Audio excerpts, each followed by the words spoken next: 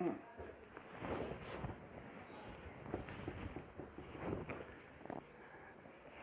students,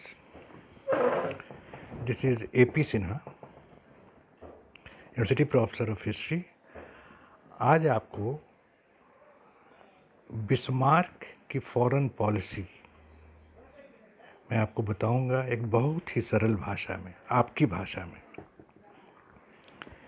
यह Europe का एक रफ मानचित्र है जिसमें ये जर्मनी, इसी जर्मनी का बिस्मार्क था जिसके वैदेशिक नीति को हम लोग को पढ़ना है 1871 से 90 के बीच।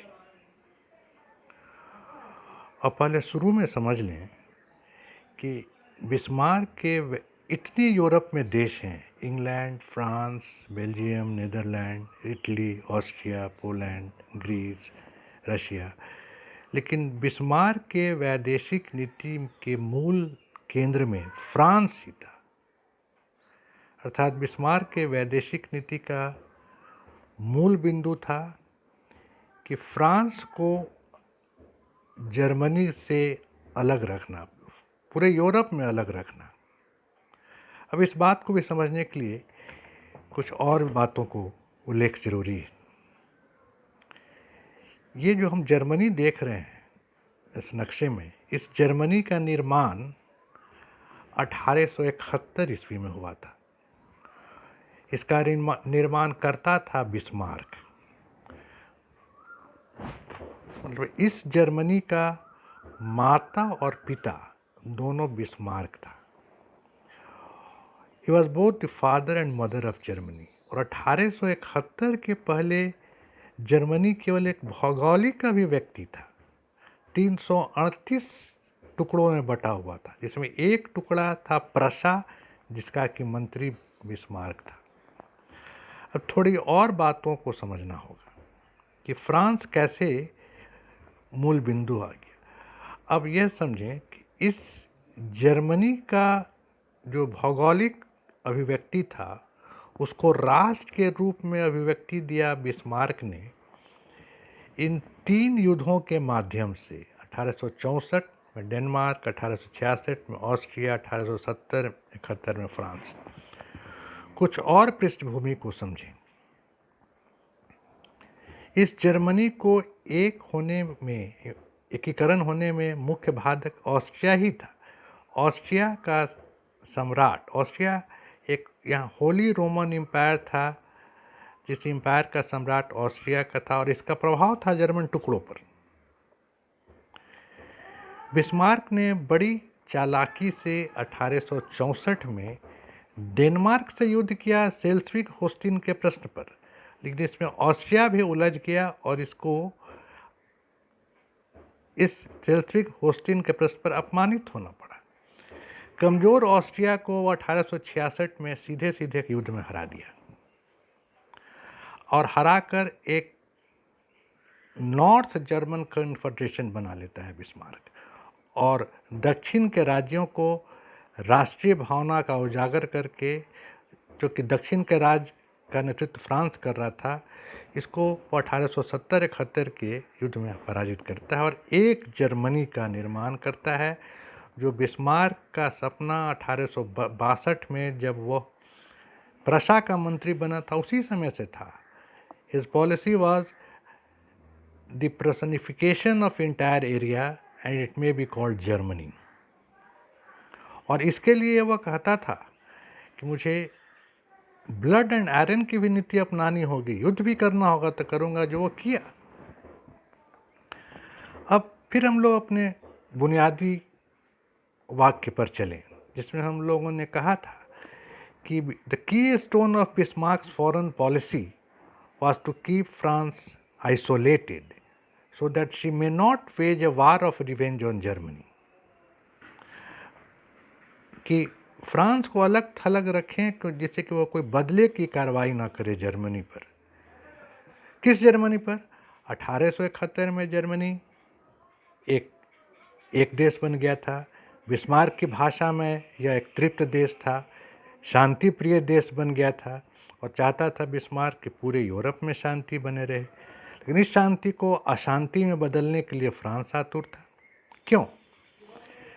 3 युद्ध किया, डेनमार्क को कोई परेशानी नहीं था, ऑस्ट्रिया भी वो लगभग शांत था, तो फ्रांस क्यों अशांत था? फ्रांस से क्या भय था? बिस्मार्क से अति उत्साह में बिस्मार्क ने जब फ्रांस को हराया तो फ्रांस की राजधानी वर्साई में ही जाके, मतलब कि फ्रांस के सीने पर पैर रख के वो एक जर्मनी का घोषणा करता है, जो एक अपमानजनक बात थी। और इसके साथ ही फ्रांस का सबसे कीमती प्रदेश अल्सेस लोरेन वो जर्मनी में मिला लेता है। ऐसा कुछ वो ऑस्ट्रिया के साथ नहीं किया था। तो स्वाभाविक था कि इस तृप्त देश को, शांत देश को अशांति इधर से ही था। तो फ्रांस को ध्यान में रखकर बिस्मार्क ने ऐसा विदेशिक नीति बनाना था क्योंकि यह शिशु जर्मनी आगे बढ़ता रहे। कोई भी शिशु को विकास में क्या जरूरत होता है? संरक्षण और विकास। संरक्षण देंगे कहीं से कोई खतरा ना हो, और फिर विकास का मार्ग तय करें। यही बिस्मार्क का नीति में था। अब फ्रांस तो बेचैन था, जब भी मजबूत होगा तो अपना अल्सेस लोरेन वापस लेना चाहेगा। तो इसके लिए बिस्मार्क ने अगला कदम 1872 में उठाया। 1872 में एक लीग ऑफ 3 एम्परर्स, वो 3 एम्परर्स थे जर्मनी के सम्राट, ऑस्ट्रिया के सम्राट और रूस के सम्राट। हम लोग समझ लें, ऑस्ट्रिया के जो पहले एक बहुत मजबूत शक्ति था, अब वह वस्तु स्थिति से संतुष्ट था। इधर वह बढ़ नहीं सकता था जर्मनी की ओर, वह पूरब की ओर ही अपना विकास करता था। इसमें वह बिस्मार्क की मदद चाहता था। रूस, जिसकी हमेशा नीति रहा था भूमध्य सागर में आना और यूरोप की मुख्य राजनीति में हिस्सा लेना, वह रूस 1856 में ब्लैक सी में क्रीमिया युद्ध में पराजित हो गया था, जो तुर्की के साथ किया था, क्योंकि तुर्की की ओर से फ्रांस और इंग्लैंड भी खड़ा हो गया था वह इसलिए। और यहाँ पर क्रीमिया के युद्ध में वह न्यूट्रलाइज हो गया था और ब्लैक सी तक रुक गया था। इसमें भी रूस चाहता था कि बिस्मार्क का सहायता से वो इधर बढ़ सकता है। अब यहाँ हमें एक और चीज़ का उल्लेख करना होगा बिस्मार्क के वैदेशिक नीति में। बिस्मार्क तो फ्रांस से डरता था इस सेंस में कि अशांत कर देगा। दूसरा, रूस का जो विदेश मंत्री था गोर्चेकोव, उसकी हमेशा लालसा रहती थी कि वह फ्रांस की ओर जाए। कुछ वैवाहिक संबंध भी था, और जर्मनी के लिए, बिस्मार्क के लिए एक साथ 2 क्षेत्रों में युद्ध करना घातक हो जाता, पूरब भी और पश्चिम भी। तो वह कभी भी नहीं चाहेगा कि रूस फ्रांस का मित्र बने। और इधर रूस की अपनी लालसा थी कि कैसे ब्लैक सी पार करके इधर आए। कुल मिला के जैसे ही वो ऑस्ट्रिया को निमंत्रण दिया, रूस भी तैयार हो गया और 1872 ईस्वी में लीग ऑफ 3 एम्परर्स बना, जो बिस्मार्क के वैदेशिक नीति का शुरुआती सफलता थी, क्योंकि वह इससे फ्रांस को दिखा सकता था कि यूरोप के 2 मुख्य देश ऑस्ट्रिया और पोलैंड, रशिया, पोलैंड भी उसके प्रभाव में था, वह जर्मनी की ओर। यहाँ एक और चीज़ ध्यान देना होगा कि रूस के प्रभाव में पोलैंड था, इसलिए रूस जो है एक तरह से जर्मनी की सीमा तक चला आया था, और वो कभी नहीं चाहता कि रूस फ्रांस की ओर जाए। यहाँ तक सब स्थिति ठीक थी। तभी 1875 ईस्वी में एक यूरोप में अफवाह फैल जाता है, वार स्केयर ऑफ 1875। वह अफवाह यह था कि जर्मनी फ्रांस पर एक बहुत भयानक युद्ध करने जा रहा है, अंतिम रूप से पराजित करने के लिए। बिस्मार्क ऐसा कुछ सोचा नहीं था, लेकिन यूरोप अशांत हो गया। सब लोगों ने गोर्चेकोव की ओर नज़र दौड़ाया, क्योंकि गोर्चेकोव अच्छा मित्र भी था जर्मनी का, और गोर्चेकोव पूरे यूरोप का वह टूर करने लगा, इंग्लैंड के, फ्रांस, इटली, ऑस्ट्रिया होते हुए जर्मनी पहुंचा। और जब पत्रकारों ने पूछा कि क्या युद्ध होगा 1875 में युद्ध, तो गोर्चेकोव ने कहा अब नहीं। यानी कि इस यात्रा के पहले पूरी संभावना थी कि युद्ध हो जाए। यह सुन के बिस्मार्क को बहुत आघात लगा, क्योंकि ऐसा कुछ वो तो सोचा नहीं था। लेकिन घोषित रूप से वह रूस को डांट भी नहीं सकता था, क्योंकि अन्यथा वह तुरंत चला जाता फ्रांस की ओर। लेकिन उसके मन में एक जर्मनी गोर्चेकोव या रूस की ओर से एक प्रश्न चिन्ह लग गया कि विश्वासी मित्र नहीं हो सकता है। इसी संदर्भ में और हम आगे बढ़ें कि 1877-78 में एक रूस और टर्की का युद्ध होता है। उसी समस्या को लेकर जो कि क्रीमिया युद्ध हुआ था, क्योंकि रूस हमेशा कमज़ोर तुर्की साम्राज्य का लाभ उठाकर जो पहले यूरोप, अफ्रीका और एशिया तक में फैला हुआ था, वो भूमध्य सागर में आना चाहता था, और वह फिर अभी पराजित करता है और अकेले इसके साथ तुर्की में ही इस्तांबुल के बगल में एक सैन स्टीफानो जगह है, वहाँ वह संधि करता है, जिससे कागज पर तो वह केवल सतह पर तो केवल वो बातूम और कार्स एशिया में लेता है, लेकिन बड़े बिग बुल्गारिया का निर्माण करता है, जिसके माध्यम से वो भूमध्य सागर में आ सकता था, भूमध्य सागर की राजनीति में हिस्सा लेता है। इस रशो टर्किश वार का जो सैन स्टीफानो के संधि से इंग्लैंड और फ्रांस एकदम चिंतित हो गए। जर्मनी भी ये हुआ, क्योंकि उसको इंग्लैंड और फ्रांस को यह शंका हुआ कि बिग बुल्गारिया के माध्यम से रूस भूमध्य सागर में आएगा और जो सुएज कैनाल होकर रेड सी आकर वो भारत के साथ जो व्यापार इंग्लैंड और फ्रांस का हो रहा था, इसमें वो कहीं बाधक न बन जाए। तुरंत यूरोप अशांत हो गया, ऊपर दबाव बना कि सैन स्टीफानो के संधि का फिर से एक मूल्यांकन हो, फिर से एक उसके क्लॉज को तय किया जाए, और रशिया को झुकना पड़ा इंग्लैंड के सामने भी, और उसको थोड़ा मोड़ा विश्वास रशिया को अगर किसी पर हो सकता था तो बिस्मार्क पर, और उस नाते कांग्रेस ऑफ बर्लिन 1878 ईस्वी में हुआ और बिस्मार्क इसका रेफरी बना। ईमानदार दलाल, उम्मीद था कि रूस ये बनेगा, लेकिन हमें याद करना होगा कि 1875 का चोट अभी तक बिस्मार्क भूला नहीं था, तो वो जाने अनजाने या सोच समझ के इस कांग्रेस ऑफ बर्लिन में वह तराजू का डंडा इंग्लैंड और फ्रांस की ओर झुका दिया, रूस की ओर नहीं। और कागज पर जो रूस ने स्वयं लिया था बातूम और कार्स एशिया में, उसको रहने दिया, और बिग बुल्गारिया के माध्यम से परोक्ष रूप से वह जो मेडिटेरेनियन सी में आ गया था, उसके क्लॉज को निरस्त कर दिया। बहुत ही चोट पहुंचा रूस की राजनीति को, लेकिन सब यह परोक्ष में चल रहा था, यह लाभ। तो स्थिति यह हुआ कि अब लीग ऑफ थ्री एम्परर्स कमज़ोर बन गया, रूस इसमें अब एक हिस्सा नहीं ले सकता था। इसी समय फिर भी जर्मनी को कोई बहुत नुकसान ऐसा नहीं हुआ, क्योंकि जर्मनी अपना आगे बढ़ रहा था, शिशु जर्मनी का विकास हो रहा था बिस्मार्क के नेतृत्व में। और बिस्मार्क को यह भी लग गया कि विश्वासी मित्र ऑस्ट्रिया ही हो सकता है, रूस नहीं। तो ऑस्ट्रिया के साथ वह अलग से 1879 में वह एक डुअल अलायंस करता है बिस्मार्क, ऑस्ट्रिया और जर्मनी का डुअल अलायंस, जो कि सेक्रेट क्लॉज था, जो कि अगर किसी तरह का युद्ध होता है दोनों एक दूसरे का मदद करेंगे। लेकिन इसके साथ साथ स्थिति ये बहुत बड़ी सफलता थी बिस्मार्क की डुअल अलायंस। लेकिन इसके साथ साथ बिस्मार्क कभी भी रूस को अपने नीतियों से ओझल नहीं होने दिया, क्योंकि हमेशा वह था कि अगर रूस फ्रांस से मिलता है तो एक संभावना बन सकता है कि वह एक साथ दो क्षेत्रों में उसे युद्ध करना पड़े, क्योंकि पोलैंड तो प्रभाव में था ही रूस के, और अल्सेस लोरेन को वापस लेने के लिए फ्रांस कुछ भी कर सकता था।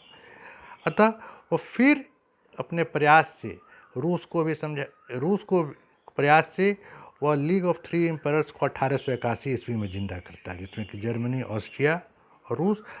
ऑस्ट्रिया को यह समझाया गया कि वह पूर्व के विकास में जर्मनी का ही मदद मिलेगा, और रूस को भी लगा कि जो ब्लैक सी में उसे न्यूट्रलाइज किया गया था उसके बंधन को तोड़ने में बिस्मार्क मदद करेगा। दूसरा, ये बुल्गारिया में, सर्बिया में जो स्लाव जाति के लोग अधिकतर थे और जो तुर्की के एम्पायर के ऑटोमन साम्राज्य के खिलाफ विद्रोह किए हुए थे, ये दक्षिण में भी स्लाव जाति में थे, तो यहाँ इसको हिस्सा लेना था, इसमें भी मदद मिलेगा बिस्मार्क। तो रिवाइवल ऑफ थ्री एम्परर्स फिर हो जाता है, यह भी बिस्मार्क की वैदेशिक नीति की सफलता थी। बिस्मार्क इतने ही से संतुष्ट नहीं था, वह बालक जर्मनी को संरक्षण और विकास के क्रम में एक और मजबूत मित्र चाहता था। जर्मनी और ऑस्ट्रिया के अलावा इटली पर नजर गया। अब इटली क्यों इसके प्रस्तावना को मान लेगा? इटली को क्या लाभ होगा? इटली कैसे बना, इसके पृष्ठभूमि को हम समझ लें। इटली इसी समय अफ्रीका में अपना विस्तार चाह रहा था। ट्यूनीशिया एक जगह था,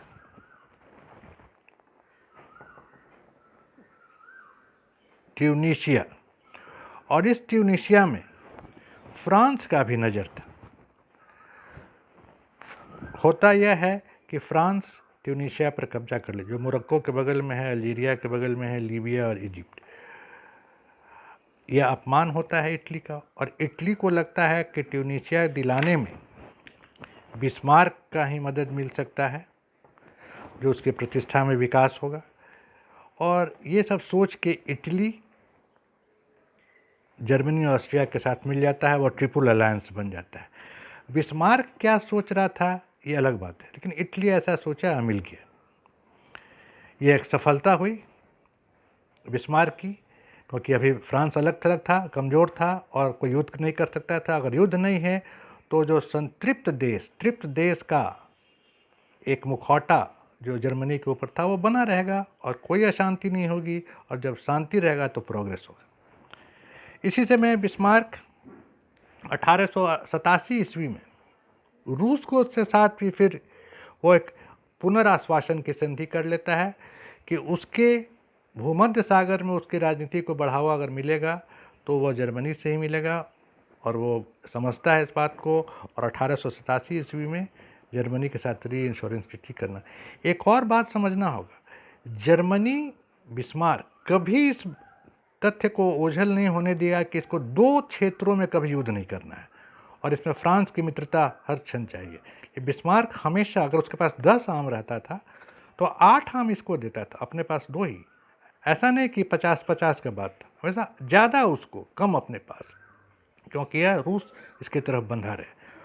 और एक और शक्ति था इंग्लैंड। इंग्लैंड को हमेशा बिस्मार्क गुड ह्यूमर में रखा।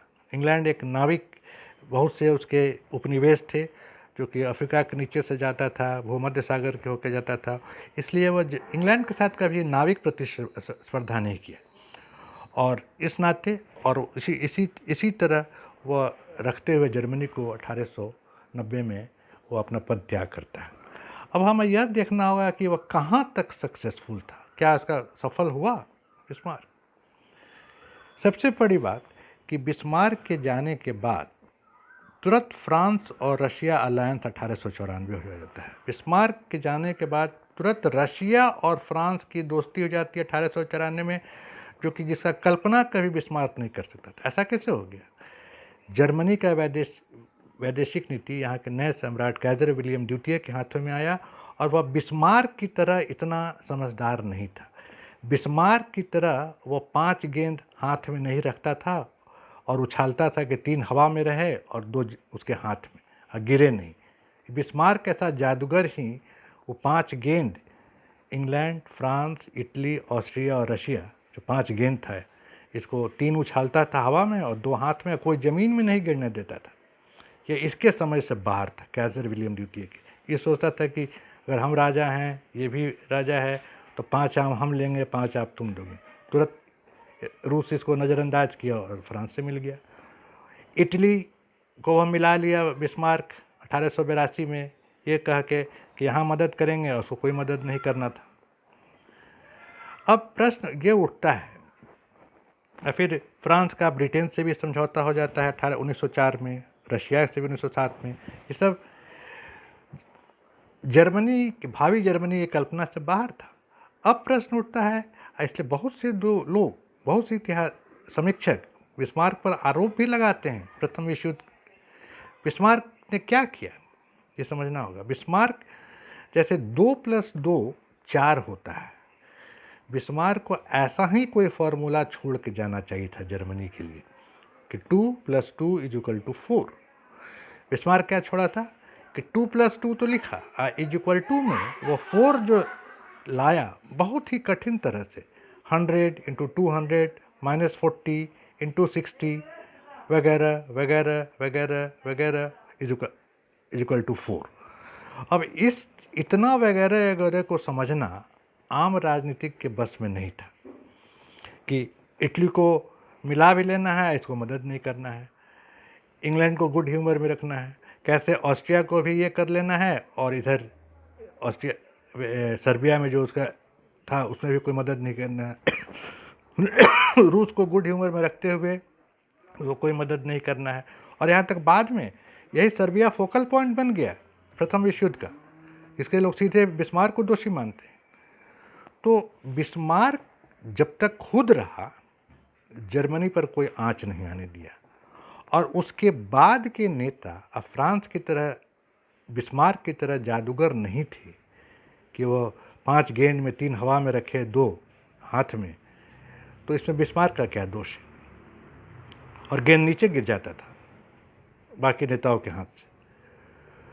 तो व्यक्तिगत तौर पर बिस्मार्क को हम लोग सफल मान सकते हैं, लेकिन देश के भविष्य को देखते हुए उसे एक ऐसा नीति बनाना चाहिए था स्वच्छ, जो न उसमें कुछ गुप्त हो, जो न कुछ परोक्ष हो न प्रत्यक्ष हो, सीधे सीधे समझ में आए।